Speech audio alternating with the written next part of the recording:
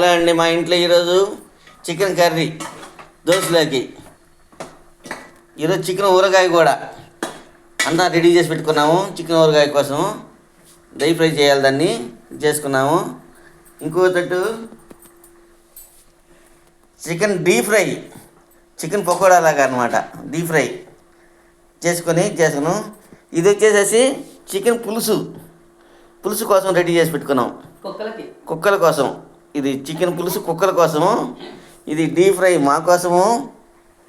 ఇది దోశలోకి మాకు ఇప్పుడు ప్రజెంట్ పొద్దున్నే. ఇది చికెన్ ఊరగాయ పొద్దున్న టిఫిన్ అనమాట. ఇది పులుసు. ఇప్పుడు చికెన్ షార్వా వేసుకొని బోండా, దోశ.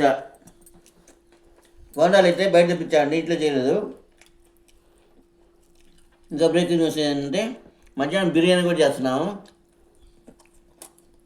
ఈరోజు మా ఇంట్లో ఇది టిఫిన్. మీ ఇంట్లో ఏం చేసుకున్నారో కామెంట్ చేసి చెప్పండి. లైక్